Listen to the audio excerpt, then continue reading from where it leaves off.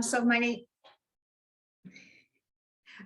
All right, so my name is Takara Watson. I'm a senior counselor, and I'll get into introductions later on, but just to give you an idea of who is talking at you this morning. So today we're going to be presenting on the impact of intersectionality on mental health. Being able to, obviously just as an overview, give definitions, we'll be able to provide some videos as well, / education, and we'll also be doing some breakout sessions as well. So we are happy to be here with you all. And me and my two colleagues here will, in the next slide, introduce ourselves.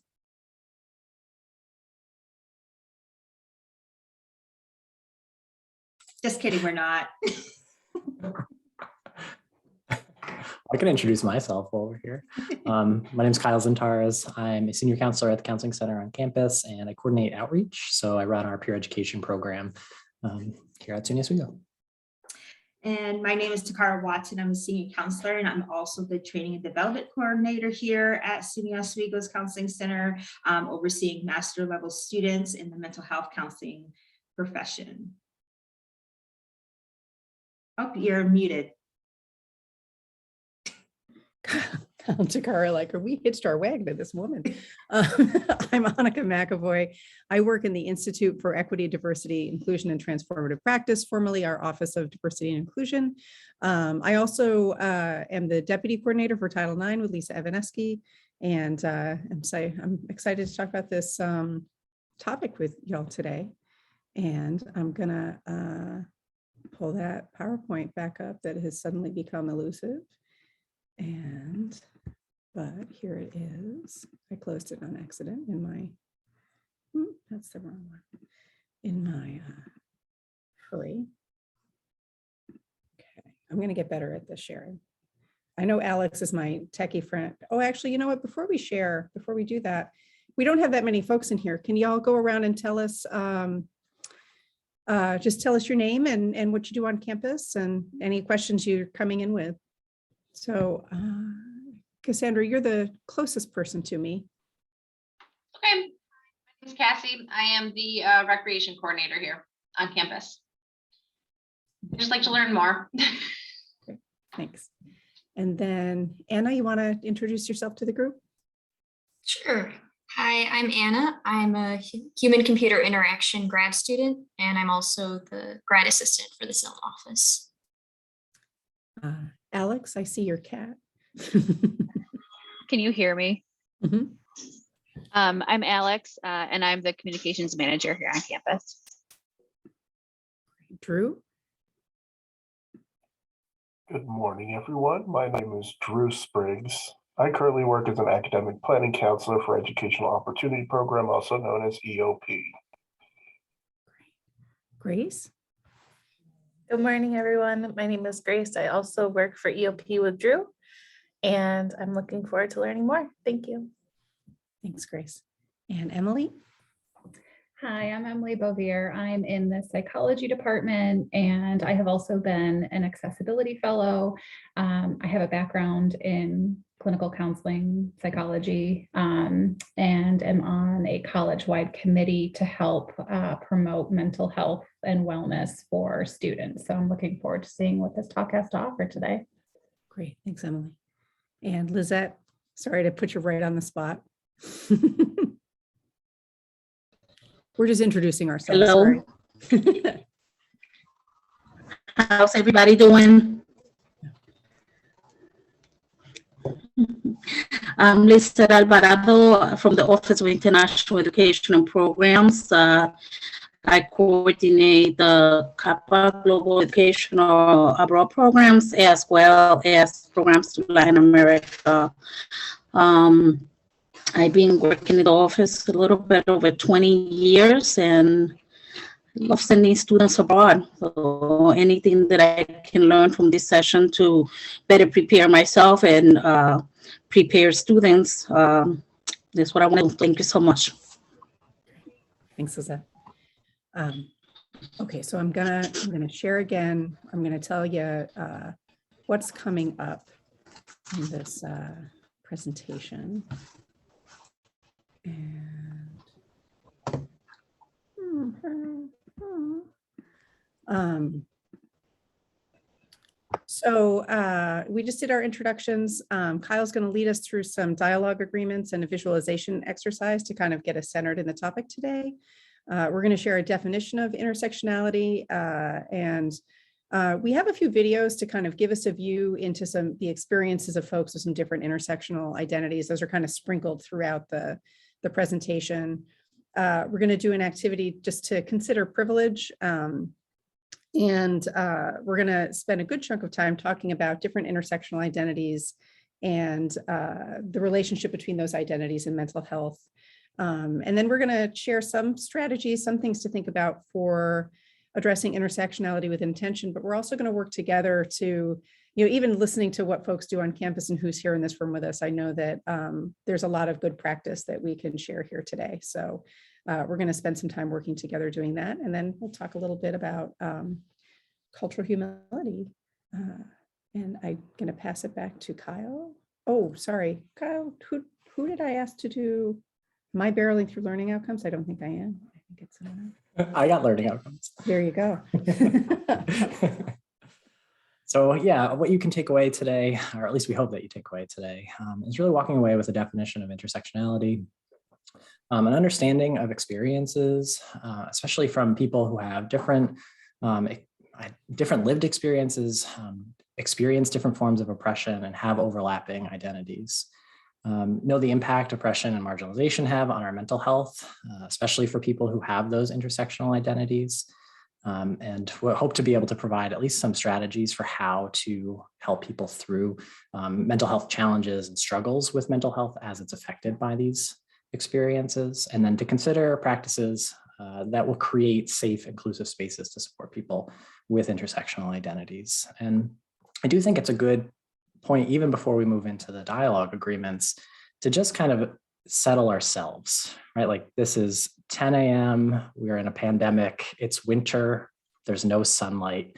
There's a lot of things going on. And I think we all carry a lot into these meetings. So I figured I'd start with just a nice grounding practice before we even go into anything.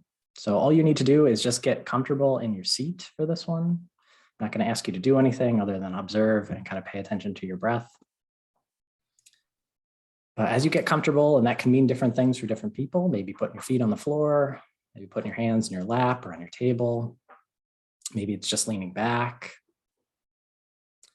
And for some of you, this is comfortable to close your eyes. If you don't want to, if you want to find a fixed point in the room to look at, you can do that. And when you're comfortable, just start with a nice deep breath in. Feel your lungs fill up. And then a slow breath out. Another deep breath in, even bigger than the last one. Feel the lungs expand, and then slow breath out. And just notice how your body feels. I believe we're all carrying different degrees of tension within us right now. So maybe you notice you're holding it in your shoulders, and it feels good to just pick your shoulders up, roll them back, wiggle out some of that tension. Maybe you're holding tightness in your hands, or your legs, your arms. And just notice what feels comfortable to move to get to a point of ease. Especially for conversations that involve identity and lived experience, I think it's important to get ourselves settled, to feel safe, secure, grounded. And I think it helps to just notice what you're feeling, what you're carrying with you as we begin this. So once you've noticed kind of how your body's feeling right now, hopefully you're comfortable in your seat. We'll take one more deep breath in, biggest breath so far. And slow exhale out.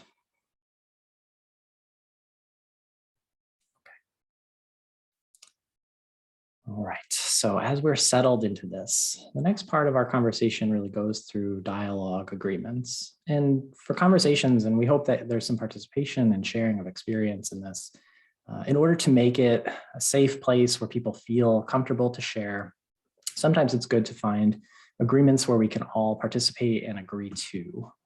So if there are any that come to mind, I would love to hear from any of the participants here who are taking part in this conversation. But to give like a brief example, I agree to come into this conversation open, to acknowledge if I'm misunderstanding someone's experience, or to learn from other people.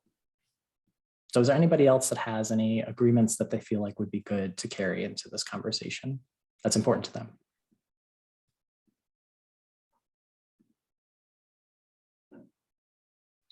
I like the Vegas rule, what said here stays here. That's great. Yeah.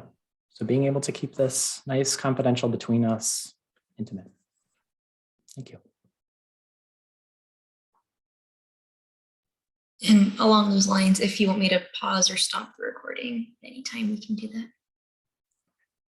And we'll probably ask when we do some of our breakout sessions just to pause the recording and have that. So anything that we're covering in our presentation, I think should be fine. Thank you.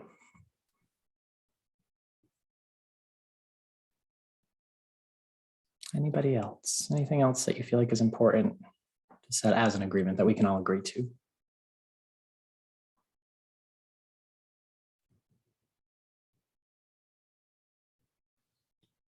I always say active listening out loud because it's the one I have to work on the most and really bring my own attention to.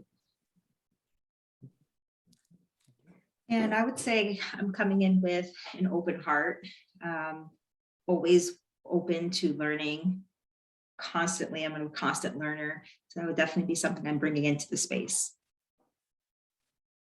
Thanks.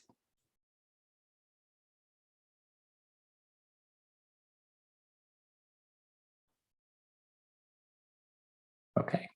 Well, it seems like that's our agreement. If anybody else has anything else that they would like to see as part of our agreements, we're happy to add those along the way.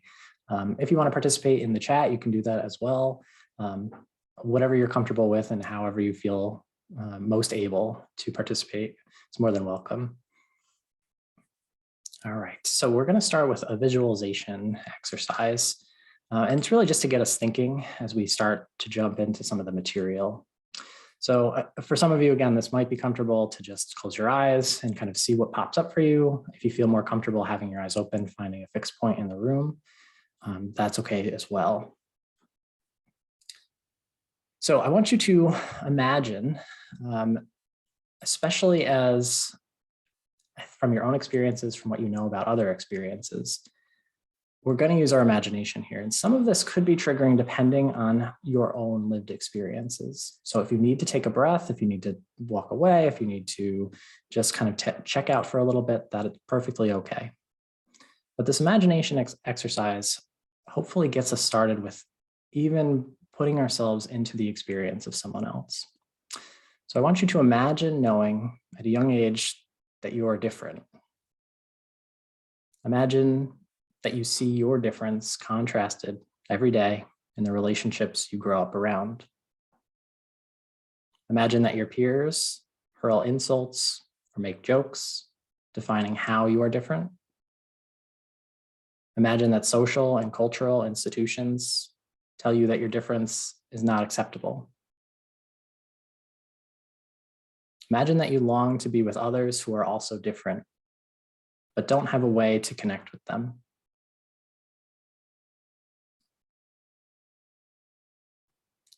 And just notice what arises when you entertain this experience. Some of you might live this experience, might have had experiences like this. And just notice what arises. Specific feelings, specific thoughts, memories, people. Because those all inform how we approach these conversations and our understanding of lived experience. So is there anything that arose from that exercise that anybody feels like they want to share to get us started? Anything that came up that you feel like is worth bringing up to start us?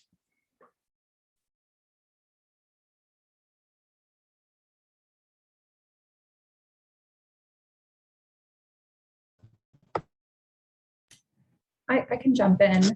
As I was considering this, and a lot of it even came from my own personal perspective, the way my identity, oftentimes what I consider my own personal differences, might not be as overtly obvious to other individuals. And I do have a lot of privilege in terms of how I present myself. I'm a white, cisgendered, heterosexual woman. And so I recognize that, I think it's important to keep that in mind, that everyone's individual experiences might not present themselves overtly, and that they can still be impacted by a lot of implicit biases within society itself, or just with whatever context you're in. Yeah, which is great. I feel like in some ways it's acknowledging your own experience, your own identities, and how those have impacted your perception of the world around you, and how that might be different from what other people do experience. So I think that's a good way to kind of contrast what we're going to talk about and how these intersections kind of arise.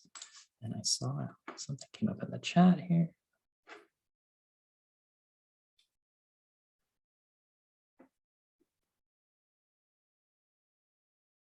Oh, okay.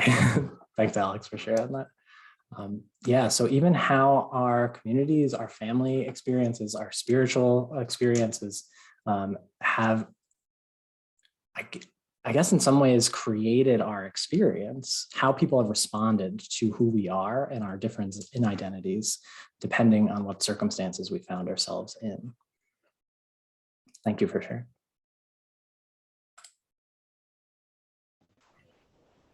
Can you guys hear me okay? Yeah, we can hear you. It's a little choppy, but it's coming through. Can you hear me okay? It's still down. I could write it in as well, but yeah, I'll type it. Okay. Thank you. Yeah, it's just a little choppy coming through, so feel free to enter anything into the chat.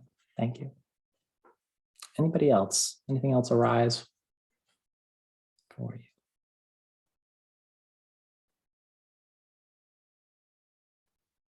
I wrote down a couple of words, feelings of anxiety, feeling alone or voiceless. And then I started thinking about like shifting your identity, feeling the need to meet people's expectations. So you're changing who you are to make them happier, whatever the case might be, make it more comfortable. Mm-hmm.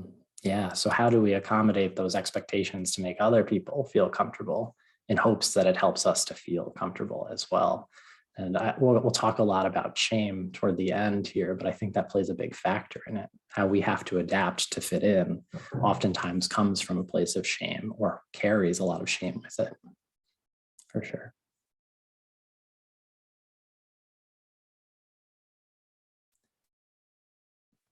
And was that anxiety, blood boiling, heart racing? Yeah, so you really noticed those somatic feelings, right? Like what was going on internally for you and how much it brought up.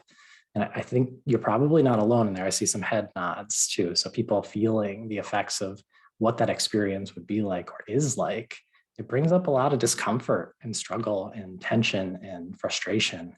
And I think, as Grace said before, kind of like feeling voiceless or unheard or unseen. So yes, thank you for sharing those experiences.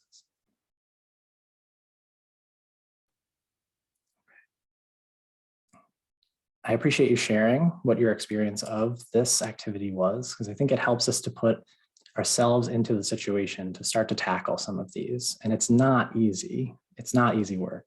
There's a lot that we have to bring into the conversation that carries a lot of heaviness and history. So I think it's important that we check in with ourselves, notice, as Lizette kind of did here, what it feels like as you're listening and as you're participating. And when you need to take a breath for yourself, when you notice that you're feeling tense, so maybe you just turn your camera off, stand up for a little bit, do a little bit of stretching, take care of your physical body through this presentation as well. And I appreciate you all sharing your experiences. And next up, I think that's you, Takara. All right. So before getting into just in terms of the definition of intersectionality, I realize I will actually just talk about my own intersections as a person. So I identify as Black, I identify as a lesbian, I am cisgender female, and I grew up Baptist, currently on a road of figuring out religion, spirituality, and just terms of where I land right now. So I am made up of a lot of different parts, those that come with privilege and those that come with a lot of repression. So just honoring just my own space in this space with you all right now. So I just wanted to say that. And in terms of my pronouns, she, her, hers. Thanks, Annika, for bringing that down as I was talking. You bring it back up.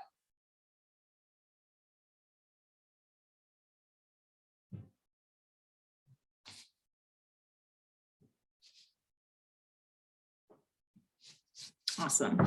So for the definition of intersectionality, is the study of intersections between different forms of oppression or discrimination. But also, I will say, adding to that is also the privileges that we do hold as well. I am able-bodied, for example, while also being a Black female in this world of the United States of America and just this world in general. So it comes with, just in terms of who you are, it comes with a lot of different parts.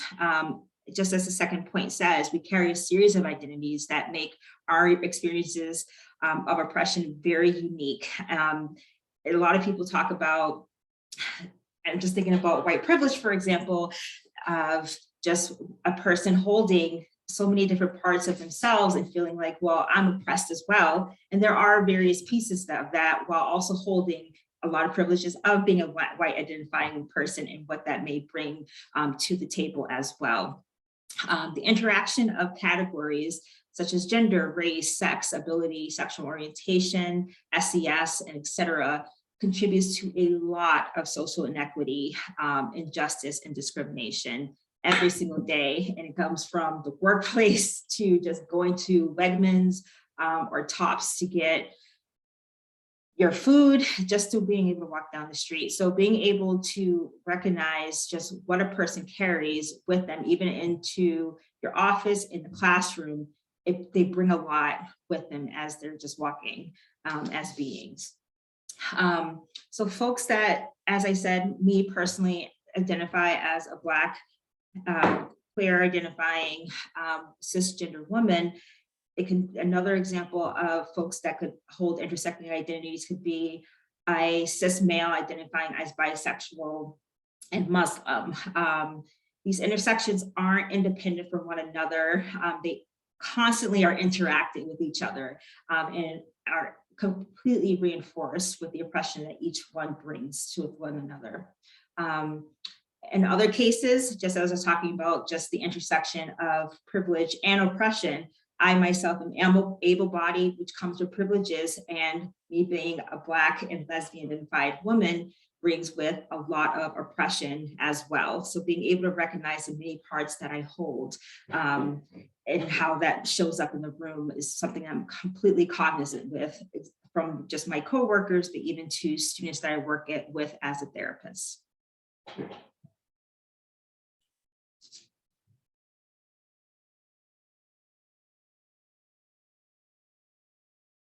Yep, I'm muted. So Takara, I'm going to move on and share the kind of the definition video. Is that okay?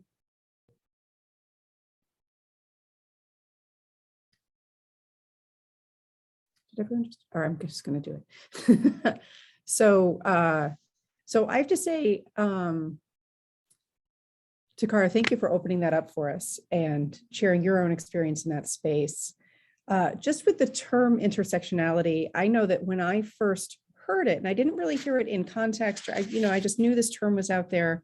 And I have to say, I misguidedly felt that it was about the ways that were different that we might find we have in common with other folks, which I think is a part of the journey of exploring intersectionality, this idea of addressing, understanding the isolation that comes with these layers of oppression, but also seeking ways to connect or for the community to seek ways to help connect with folks who might be feeling those burdens and that isolation.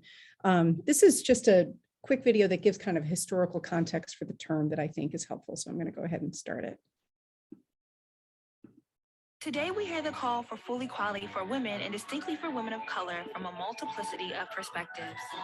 Intersectionality is a term we often hear, but what does it mean? Kimberly Crenshaw, who coined the term in 1989, explains it with a metaphor. Consider an intersection made up of many roads. The roads are the structures of race, gender, gender identity, class, sexuality, disability. And the traffic running through those roads are the practices and policies that discriminate against people. Now, if an accident happens, it can be caused by cars traveling from any number of directions, and sometimes from all of them. So if a Black woman is harmed because she is in an intersection, her injury could result from discrimination from any or all directions. Intersectionality in all discussions of the rights of African American women today is built on the work of previous generations who have always been a part of the fight for full equality. Sojourner Truth escaped slavery in 1827 and became one of the most powerful women's rights activists of her time. She emphasized her identity as both African American and woman in her famous Ain't I a Woman speech at the Women's Convention in 1851. In 1893, Anna Julia Cooper addressed the World Congress of Representative Women, saying, "The white woman could at least plead for her own emancipation. The Black woman, doubly enslaved, could but suffer and struggle and be silent."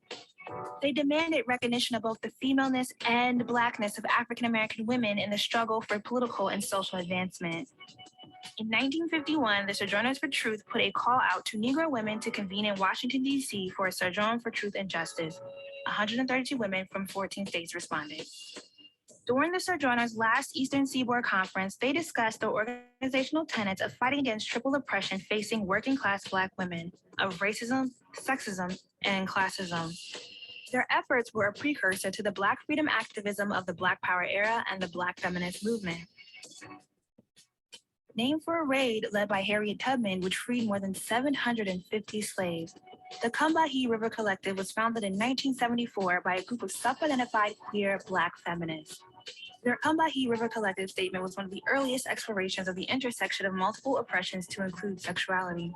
They stated, "Our politics initially sprang from the shared belief that Black women are inherently valuable." The words and actions of these leaders continue to contribute to today's discussion around intersectionality, feminism, and civil rights that demand equality and inclusion for all.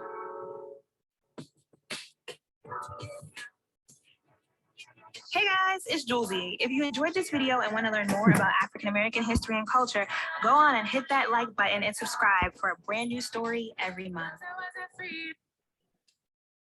Thank you, Julesy. Kyle, can you, I know we talked about taking a break at one point and I don't remember where it is. So just cue me when it's time to pause, but I'm going to go on to the next. Today we hear the call for full equality. I'm going to try to go on to the next slide. There we go. So again, really those layers are isolating, right? They talked about Sojourner Truth and this understanding that white women could even when trying to get the vote, could advocate for themselves, and Black women in that moment of history didn't have the freedom even to be a part of that conversation. So I think in that moment there evolved this kind of uneven advocacy, this unrepresentative advocacy, right? So here's just a little quote from Audre Lorde. As a 49-year-old Black lesbian feminist socialist, mother of two, including one boy and a member of an interracial couple, I usually find myself a part of some group defined as other, deviant, inferior, or just plain wrong. And which even reminds me, I had a friend that used to go to I forget what it was, a women's music concert in Michigan every summer. And it was women only. And somebody talking to me about the struggle of women who wanted to bring their sons into the space, but really it was very clearly defined as not for men. So women with sons had to stay outside the campground with their children and then come in to participate. So again, just kind of these different pieces that exclude you from different groups. I'm going to share a series of resources in the chat, but one of them is this article that also talks about misogynoir, a dislike of contempt for or ingrained prejudice against Black women. Misogynoir shows how sexism and racism manifest in Black women's lives to create intersecting forms of oppression. And again, I think as women, I think a lot about the workspace when I think about this, and I, certainly am aware, I still have friends in high level administrative positions who are coming and telling me about being asked to take notes for meetings, but I also think this idea of voice and bringing different experiences into spaces, I think biases exclude Black women again and again in a way that we need to be intentional to address. And I'm going to stop the share. Does anyone want to take a break for a second and offer anything, or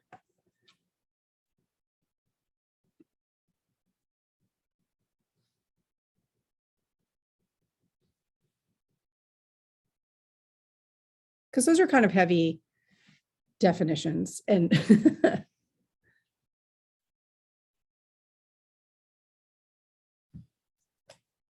we can go on, then okay.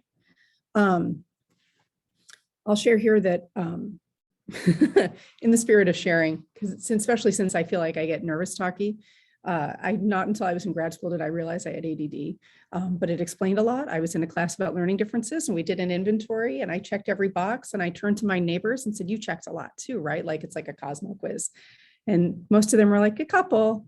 And I said, I checked every box. And they said, we know. So I'm going to queue up the next video, which I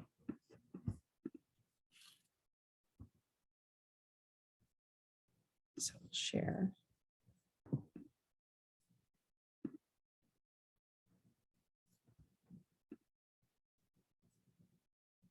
All right, and that is me. So this next video that we're about to watch is of a young woman, Ariel Newton. She identifies as a rare Black, college-educated cis woman, and talks about navigating the world, her experiences responding to injustices, and there's just the promotion of justice. And she talks a lot about her work as her being an organizer, being a blog, being a Black millennial, her blog actually being Black millennials, and just her commitment to racial justice and just the intersectional lens that she holds. My name is Ariel Newton. I am the founder of BlackMillennials.com. I'm also an organizer with Black Lives Matter New York City. Race and gender, race and sexuality. I am Black. I'm also a woman. I'm also queer. That means that I have to deal with racism, patriarchy, and homophobia. We have to be comfortable and clear that we're not playing oppression Olympics. It's just recognizing that these various systems of oppression are going to work to marginalize some folks more than others. To them, I say they are uncomfortable with the depth of existence. I think they're hiding behind their fear. I think they hide behind the fear of recognizing even when they perpetuate certain things. So for example, white feminists get very upset when Black feminists are like, no, we're not gonna be all women. We're gonna say that Black women, Indigenous women are oppressed more than white women. And if you're uncomfortable with that, then that means that you're not fighting for all women to begin with. Ultimately, that's what makes our battle stronger, if we can recognize and be more comprehensive in how we go about advocating when we understand that folks are intersectional beings. Our oppression doesn't all look the same. Our oppression is determined by what we look like, what we sound like, where we grew up, where we went to school, if we went to school. And that's why it's important that as we try to dismantle oppressive systems, that we're clear that some folks are oppressed more than others. We have seen primarily, even within Black liberation struggles, some of these oppressive behaviors repeat themselves. Black women and Black transgender people are often erased and silenced, their labor co-opted by dominant heteronormative ideals.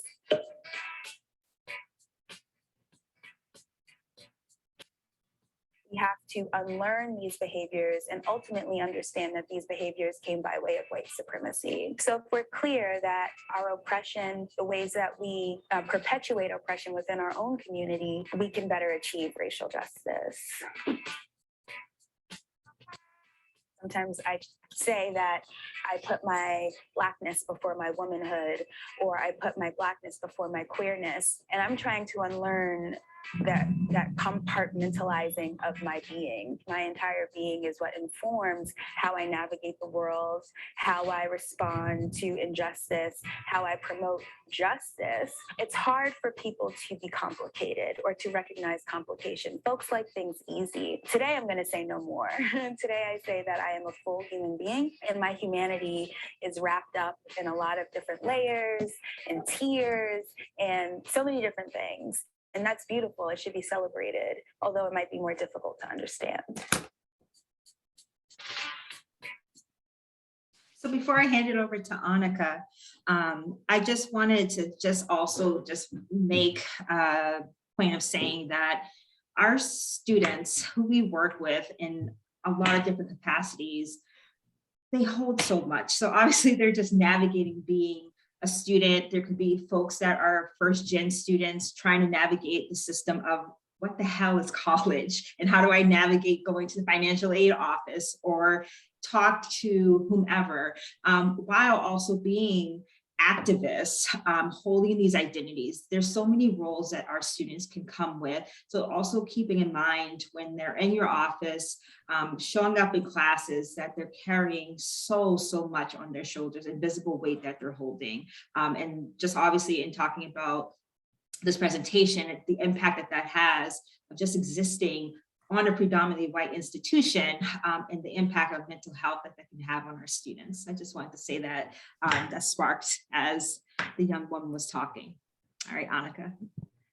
Thank you. Thank you for sharing that. Most of my background is teaching ENL and ESL. I worked in our TESOL program for a few years, and there's a kind of a language activist, a researcher named Ophelia Garcia, who uses an approach called translanguaging. And the idea with translanguaging is to really recognize and elevate language learners' primary language, right? Which we forget to do. You know, we come into the United States and you're an English language learner, you're not multilingual, you're learning, you know, there are all these kind of deficit models for the way we look at people learning English as they come to the United States, and really not recognizing how complex language acquisition alone is. The fact that we can even get a sentence out in any language is a Herculean thing, right? But one of the things she talks about when she talks about translanguaging is as a multilingual woman herself, kind of highlighting, I don't function in English and then function in Spanish. She said they're both there all the time, you know, and I'm not consciously switching from, oh, I think I'm going to use Spanish for this word, or, you know, like organically something might bubble to the surface as the primary or dominant language. When I'm running late, I constantly in French will say in my head, je suis désolé, je suis. It's like in my head, I think saying I'm sorry in French is nicer. I don't know. So even I have things that will bubble to the surface in another language given what's happening with my body chemistry in the moment. But I think when we talk about those complex multiple identities, and I think Takara, you've spoken to it. I think the woman in the video, I think some of these speakers we're going to listen to speak to it, like nothing exists in isolation. They're always interwoven with all the other experiences, the identities, and then how we're processing through the world and how the world is processing us all at the same time. And so it's a lot to think about. And it's a lot to think about how we greet that, which we'll get to more and more. For a minute, we're going to work in pairs and think about privilege. So I'm going to share a slide that shares just kind of different experiences one might have, and we're going to think about it from the perspective of different identities. So I'm going to move into the share for a moment, and I'm thinking about how to go back and forth from this for group work. I'm going to ask my co-presenters here for a moment, since we have 5 or 6 participants besides us, do we want to consider doing this as a whole group exercise and just moving through the experiences? But I will pull up the slide while we contemplate that.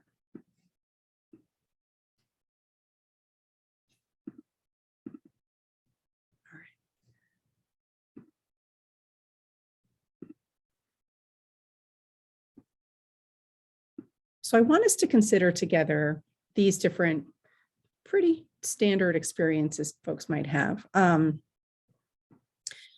One, if I move out of my current residence, I'm fairly sure that I will be able to rent or purchase housing that I can afford and in a neighborhood where I want to live. 2, I can go shopping, take public transit, or carry out errands at any time of the day or night without fear of being followed or harassed. Sorry, I rushed after the first one, but I think about so much when I think about these, and I think a lot about our students navigating the city of Oswego. I can hold my partner, boyfriend, girlfriend, or spouse's hand in public without being harassed or looked at funny. 4, I can carry out my daily routine without worrying whether the places I go will have wheelchair ramps or elevators. 5, I can comfortably use public washrooms that correspond with my gender. 6, I can be sure that my children will be exposed to a curriculum that testifies to the existence of their history, culture, language, etc.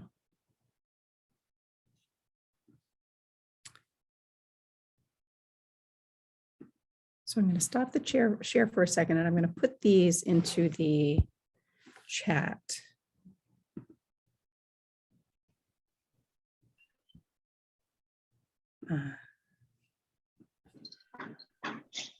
So when I read these, what do folks, where are folks when I read these? Are you here in Oswego? Are you in the city? Are you in your hometown?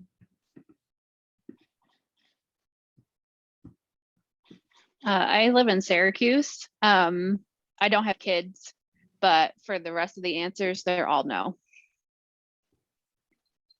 So 1 through 5 are all no. Okay. Yep. So, hang on one second. 3,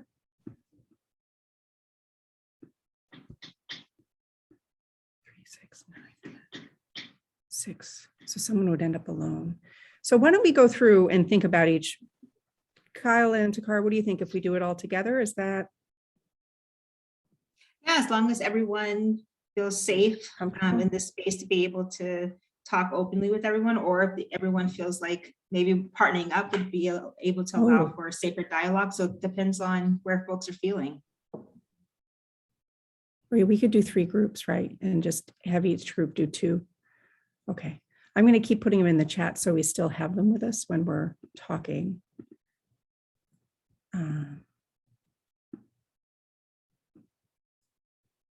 So bear with me for one moment. I should have prepared them in advance, which is I normally do.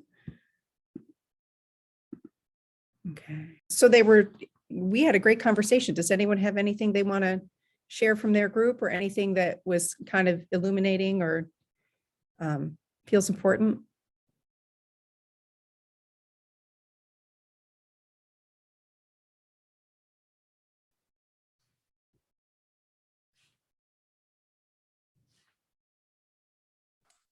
I mean, I'll just say, I think the one that our group was most fired up about, I think had to do with accessibility. And we were talking through how, especially in Oswego, with all of the snow and paths and sometimes the difficulty with doors that open easily, especially for people who are in wheelchairs or on crutches. I think that seemed to bring up a lot for us too, especially from our own personal experiences and knowing people who've had those struggles or experiencing them ourselves and being able to connect it to maybe what students who are on campus experience, faculty, staff experience. We talked about that in our group as well as one of the more lesser known. And then even like, I think I'm a faculty member, so I'm in the classroom and just the layout of the classrooms and even the desks for people of diverse body sizes and comfort. And that's something that I myself experienced doing a classroom observation in Mahar, where I wasn't at the front of the room, but had to sit in a desk that I was very uncomfortable in and was too tall for it, and I'm a larger woman. And so that really made me think about how students have to sit through 50-minute classes or an hour and 30-minute classes with physical discomfort that takes a toll on their ability to concentrate and focus in the classroom. So I think, in addition to some of the more straightforward physical accessibility things like wheelchair ramps and door entries, that even just layout of a classroom or a student that has to navigate a wheelchair through those small desks in the HAR, it can be very anxiety inducing. And if that were me, based on how I was as an undergraduate student, I probably wouldn't attend class a lot. And I probably wouldn't feel comfortable going to my instructor to say, here's why I'm not attending class. So I think the more we acknowledge it and have conversations about it, the better it will be for students. Yeah. I shared with our group, and Kyle and Takara, the walk in the park exercise that we do. And so it's an exercise that we ask folks to kind of close their eyes or get grounded. And then we walk them through the park where they'll see different folks, different people, but without any identity markers. And then at the end, we kind of share out how they filled in the blanks. And I've never once done the exercise and had anybody fill in the blank with a person with a visible disability. They're somewhat diverse in terms of race, gender identity, presentation of gender identity, how couples are moving through the park. But it's this piece that folks don't think about until they break a leg.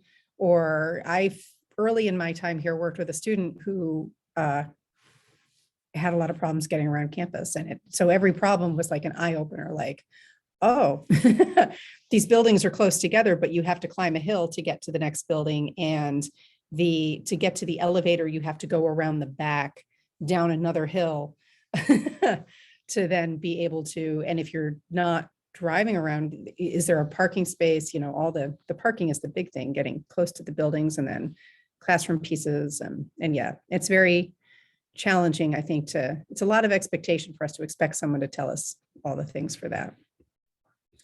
So I would even say, and Alex, you're my person who's helping me advocate in already a lot with social media, although you can already tell I'm really lax.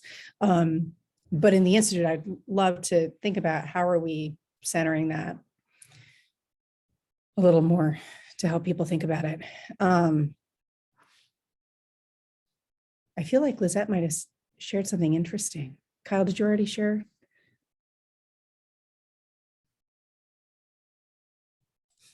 Yeah, I brought up that one specifically, but we did talk a little bit more about how it feels, especially for students who aren't from the Oswego area, who might be coming into a situation where they're not feeling represented or comfortable in their space. So moving off campus, what that can be like to have a landlord who might be overtly racist and having to deal with having safety in your housing, or having to deal with some of the struggles of just knowing where to find support to deal with those struggles. So I think for a lot of our conversation, it was just like, when do people feel safe? And then how do they find community or a sense of belonging when there's a lot of factors that they're up against? Yeah. And I'll just quickly talk just about our group, and then I know we need to take a couple of minute break. Personally needed to use the bathroom, but I just wanted to just give a shout out to the two folks, Drew and Alex, that was in our little subgroup, just in terms of the vulnerability and openness of just their experiences individually, but also just reflecting on a bigger scale, macro level of just how it impacts folks in terms of privilege, disability, and oppression. Just the intersections of everything.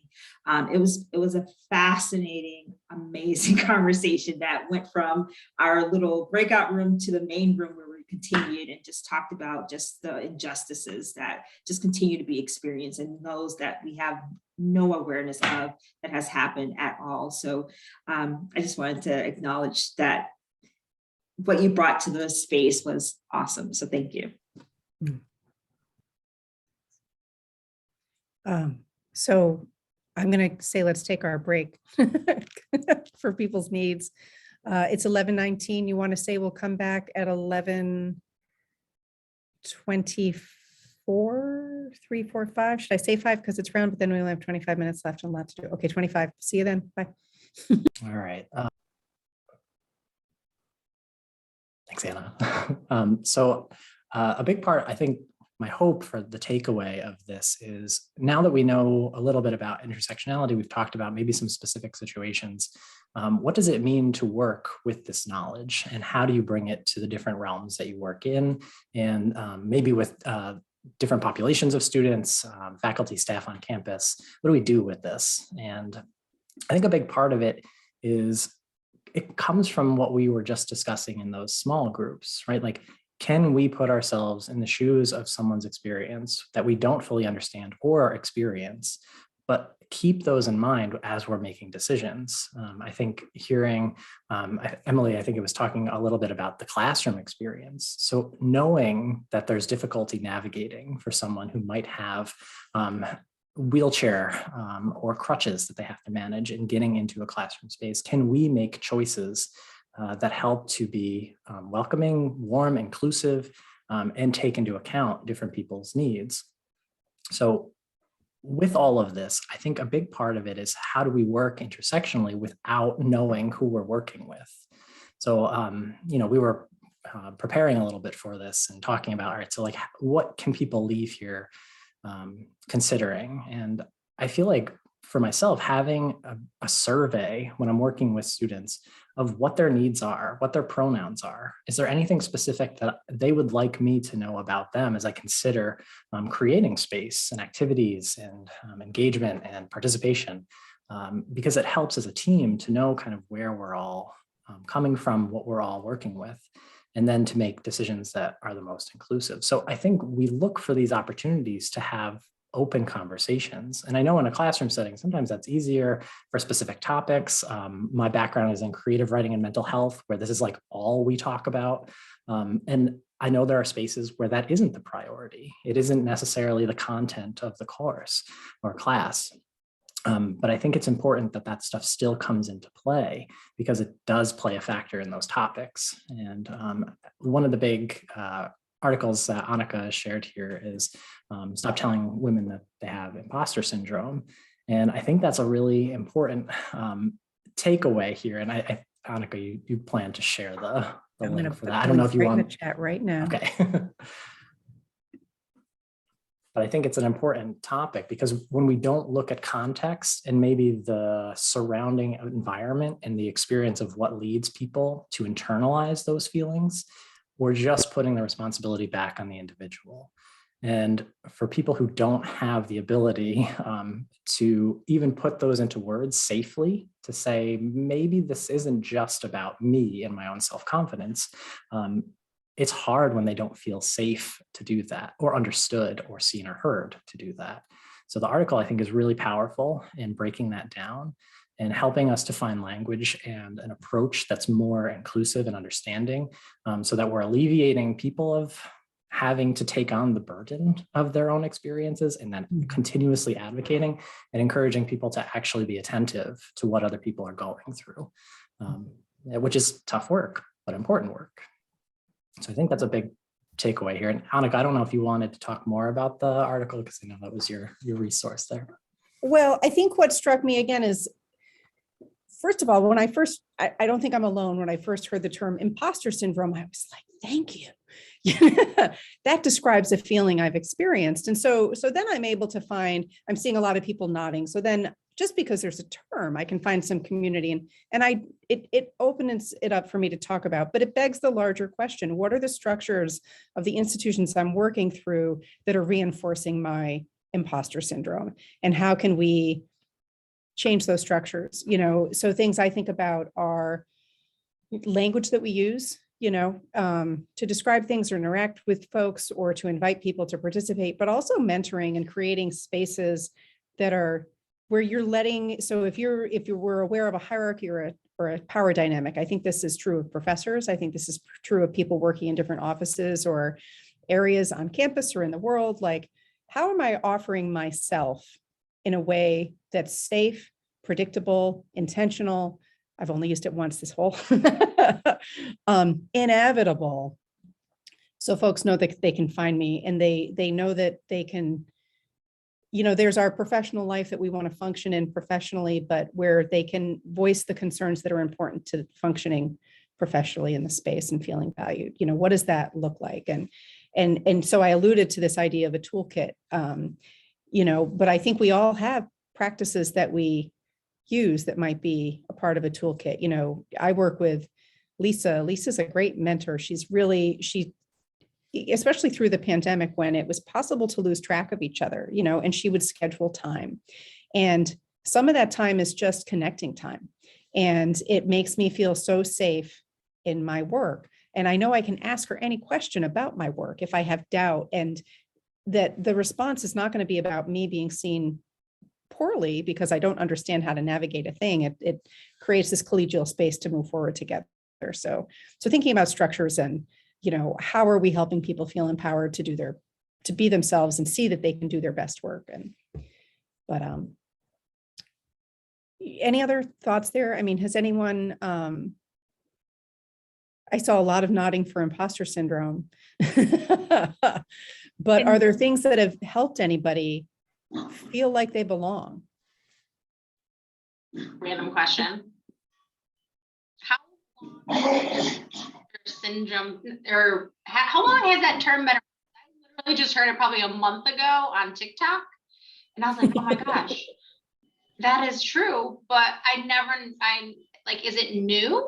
Like, I've never know. I don't know. Yeah, I've known of imposter syndrome since I began graduate school. So, and that was, I think, because of that cohort. So that was 15 years ago for me, and it finally resonated, and it still exists. It's something that I think can be a lifelong battle for people. Yeah. Annika, for your question about what has, I wasn't sure if you were asking for strategies that people have implemented to try to make others who they're working with feel as though it's a safe space, or what has helped, like myself as a participant. I think either, yeah, for my classroom, I have always done a student information sheet where they can disclose information to me, and I give them an opportunity to have an anonymous link for that as well, so that they can disclose without having to identify who they are. If they choose to, they can let me know who they are if they want. And that goes above and beyond things like gender pronouns, but just general classroom concerns that they might have. I've had some good feedback from students about that. And then I always try to let students know that I'll be their advocate, even if I myself don't have the tools and the resources to address whatever they're going through. And even just that term, like being an advocate, I think they resonate with that. This semester, this is the first time that I'm including a more extensive inclusivity statement about the classroom as a safe space for all students. The class that I'm teaching is on neurodiversity, so understanding individual differences and how it relates to mental health and accessibility needs. So it fits really well with the content, but like you said, Kyle, I think these practices, even if it is in a math class, right, that has nothing to do with that type of content, trying to encourage faculty to have that similar message and some consistency. So I've been trying to think about ways to do that, even like at a department-wide level, so that it's not just this faculty member in this class, this is where I feel safe, but I might not feel safe across the entire department or within my major or something like that. So if anyone else has suggestions, and I think this is where it's really great to collaborate with outside of faculty members and outside of people in my department, so that I can learn more about just other experiences, that you might have a lot more insight into what students are experiencing and what their needs might be.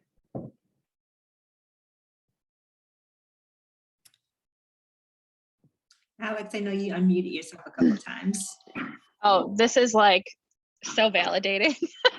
It's the imposter. I can't even tell you how many times, and I think people link it with my neurodivergence, that have imposter syndrome, that like, because I have PTSD, that like I don't believe in myself. Like, so this, I appreciate this so much. Like, hearing this, especially in an academic setting. Like, this is just phenomenal. But also, so as a writer and having, I think helpful to know my background is that I worked in the nonprofits for the last 10 years before I graduated finally, because that's who would take me without a degree. So I've been working with interns in that setting for a really long time. And I noticed that when they would email me things, it was always like their language, they would shrink themselves and like tone police themselves. So like, I just want to ask you, or like, I just want to know. And so my feedback to them was always like, ask me a question, like say, I'm writing to you and here's my request. And so I think along that lines of imposter syndrome of like, make the request, like you are a strong individual writing to another professional, whether that's your professor or another person on campus. And so that phrase, I always try to get that out of folks' language, especially in email, because I see it all the time, especially in female or femme or queer, like it's that's the first thing I pick up on. And I try to get that out of folks' language as soon as possible, because I think that people are just always shrinking themselves, and I want people to soar, essentially. So, yeah. Or tell me, don't ask me. That's something that I'm, for the first time in my life, I feel like I've always been the baby. And now I realized I have a colleague who's 25 years younger than I am. And, you know, I've been here for 10 years. I can talk a stream, you know, for a lot of what we're doing. I feel like I know exactly what we want to be doing, although not in Alex land, I have a lot of questions.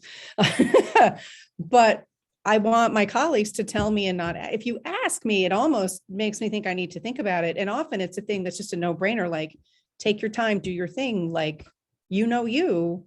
How do we bring that into the culture? And for me, I feel like I'm saying it, but somehow it's got to be bigger and clearer. It's got to be right at the gate, like, you know, this is how we're going to do it. One of the things I think about is the moment that Kyle walked us through to get grounded at the beginning of the meeting, which I have used as a practice when teaching, but I came late to it and reluctant because I felt self-conscious, feeling like I had to be a certain way to create that space. And what I found is I can share my vulnerability in doing that, you know, but doing it is still valuable. And there's data and research. And I think that's one of the tricky things with academics is they work so hard for their content. It's the thing. I think for a lot of us, we have our work that we need to get done. It's hard to overlook the value of creating a bubble to be, you know, that shows that we structurally are valuing you and your space. And so thanks for sharing that, Alex. And I'll add to what you just said by valuing a person beyond their productivity, because I think that's such a key factor in this. And I mean, that goes into the ableism that I think exists that we were all talking about before too. But I do think that plays a huge factor in that you have to be productive and you have to show that you are productive in these ways to feel like you are valued by other people, even though, you know, our presence and attention and just being is valuable. Yeah. And being in the community, right? Like,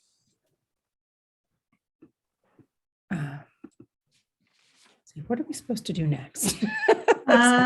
So we're going to skip the video, I think. I think there's a video supposed to be next.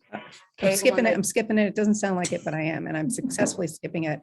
And I think this is you, this next slide, Takara. So I'm going to Yes, ma'am. Pull it right up for you. All right.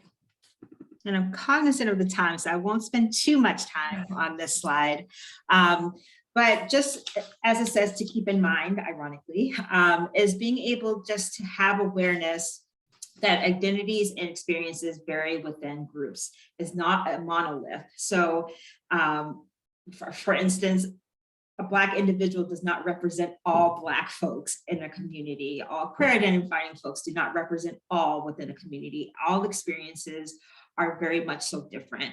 Marginalized folks experience more mental health problems due to discrimination and harassment on top of the intersections that they hold as well. And just as I was talking about just thinking about our students and keeping in mind of just walking in this campus alone can bring hypervigilance and hyper awareness, and just a culture shock of being in Oswego and seeing, just for myself, even personally speaking, rebel flags, maybe even for the first time in person, can just hold a lot for a student, and just trying to navigate then having to go to this class and complete assignments. And individuals with intersecting identities face even more discrimination and harassment, and normalizing messages that can hurt people with multiple marginalized identities who are seeking help. I have heard this so many times, especially within the profession as a mental health therapist, of I don't even know how to even begin this conversation because there's so many points I want to say, but just it's okay. What you're experiencing is normal, or you don't really need to go to a therapist for that. You just need to get over it, or just be happy, or, well, discrimination and bias and racism is going to be there. Why do you need to talk it out? So being able to, as much as it may be a normalizing experience and trying to be supportive, it actually deters folks from reaching out and connecting with supports that are absolutely necessary for their being. And I'll leave it at that. I was about to go on a tangent, but I were at the time. That's a hard one not to spend some time on. I know. Yeah. Takara, can I ask a quick question? I completely agree with this. And so is there language that would be beneficial to students? I was thinking about it more in terms of like, would validation, because I understand how you're saying like normalizing can sort of invalidate, be perceived as like downplaying it, right? Yeah. But you want it, but like the term normal could be like, this is understandable that you're experiencing, or like validating. So I like that slight differentiation in language. So that was really impactful. That's something I have to be careful of. Like you don't want to use the word normalizing it, right? But so it is validating. Would you suggest that as more of a proper way to address it? Okay, good. Absolutely, Emily. Yeah, just being like, yeah, that sucks that you have to experience this on a day-to-day or whatever it may be in the context. But yes, 100%. And we can talk more often. Like the mental health aspect, like the idea that you want to quote unquote normalize mental wellness and trying to advocate for people, but that could inadvertently diminish one's self-worth and thinking about that they deserve that help. Right. So just to make it quickly, and then we can have our side conversation, Emily, about this, but of like, well, everyone experiences anxiety. There is a huge number of folks that do, right? So not minimizing the impact. I think it's like 70% of college students experience anxiety, right? So yes, that is a fact, and that is normalizing to say you're not alone. And it's like, well, and then there's the shame piece, which could come of, well, if everyone's experiencing this, then maybe I shouldn't seek that help. So yes, but we can talk more about that later, Emily. But yes, good point. Mm-hmm. Yeah, so what's next?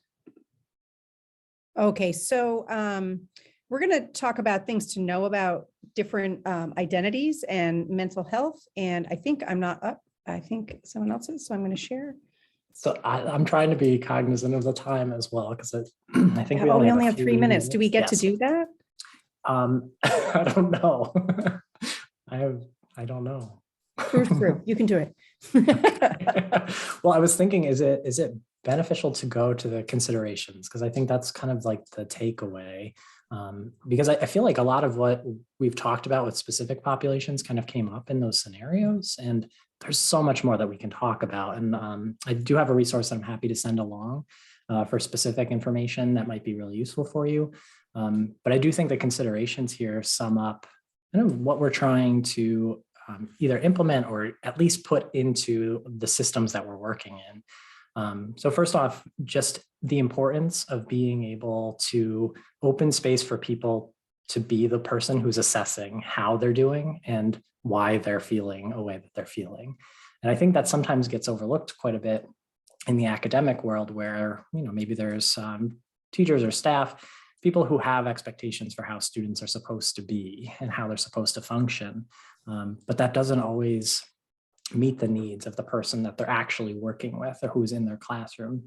So I think it's really important to be able to trust people and how they are either advocating for themselves or speaking about how they are doing in the current circumstances, especially, and relying on like self-report and the importance of that. The importance of social support, interdependence, and connection is important across the board. So how do we find spaces and connect people to other people that they can relate to and find support in, who might be able to validate those experiences or just be able to vent about what's going on? Because I think the more isolated we are, especially with the pandemic, the harder it becomes to validate our own experiences or to make change in our environments. So finding ways to connect people, even if it's not us who's necessarily experiencing something, do we know a resource or another person on campus who could mentor a student or who could sit down with them to talk something through to help them feel seen and heard? Challenging all the isms. There's a lot here that we've talked about that play a part in our identities and our experiences.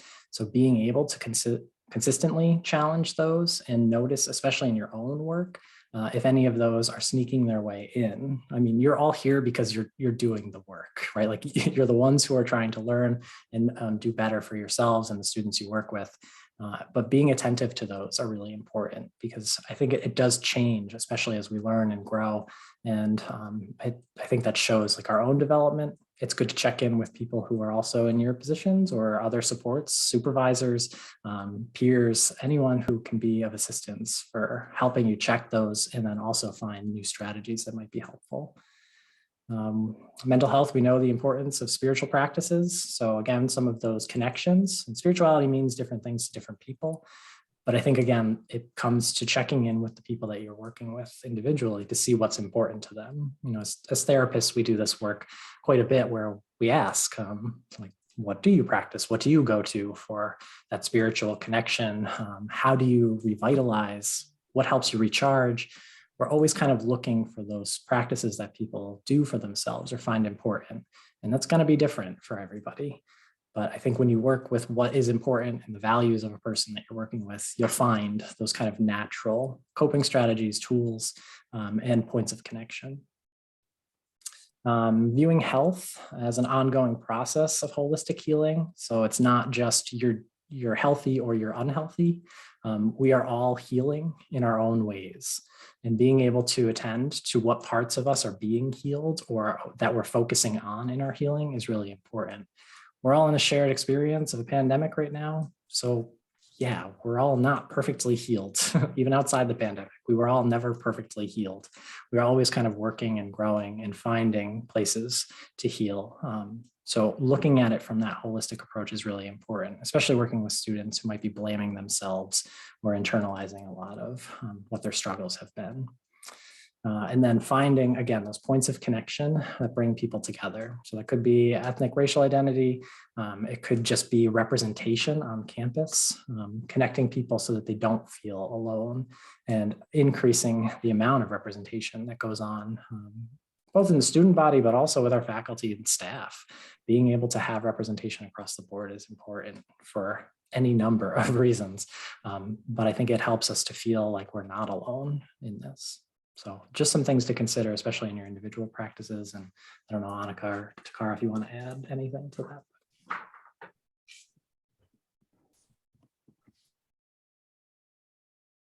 The last thing I just want to share, I know we're over our time now, but just when you're sitting across with your students or even just your coworkers, how do I want to phrase this in a very small window of time? It's hard. And when I say that is when it comes to our identities, when it comes to even our identities as just mental health, holding a mental health disability, being able to honor those parts and having maybe experienced folks that shame those parts of us or made us question or second guess can bring a lot of silence, can bring a lot of shame, a lot of guilt with us, and carry this ongoing invisible weight, which would lead for just thinking about our students to not reach out to professors, may not reach out to us as the counseling center. And that's a whole nother window to open in regards to mental health in different communities, and what especially I'm just thinking about strong religious basis of just pray. We don't talk about it outside the house. So there's so many different aspects that comes to it. So being really cognizant of our students, even just again to our colleagues and what they hold and just what that barrier may be to why they aren't reaching out or making that bridge. So again, I could talk forever on that. That could be a whole presentation on its own, but I know we're over our time. But if anyone, and this, I guess to speak for Kyle and Annika, want to talk more or follow up with us, we are very much so here for you all as resources, and obviously just talk. And I see Kyle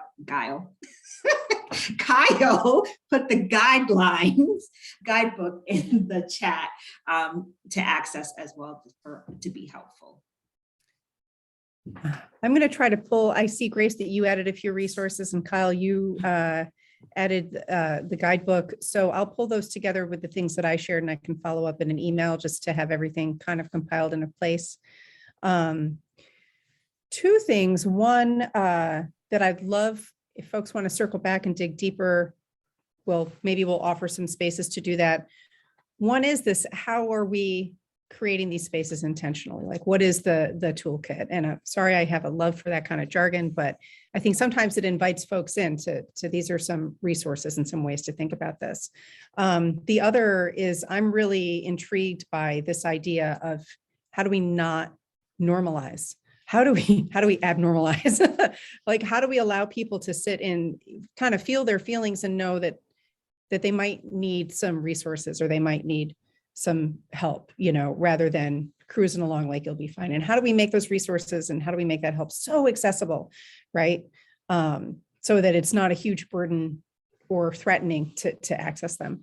But thank you for sharing. And if I send out this email of resources, if anyone wants to add anything in, please do. Also, I'm on like 15 committees right now. So when I say I'd love to dig in, I'm sure that it fills my heart. I'm sure it's filling some of you with terror. Like, she didn't say that, did she? Like, let's talk about it more. But maybe you'll see us at the summer version of this. And if anyone wants to add, go right ahead, or has a quick question before they duck out.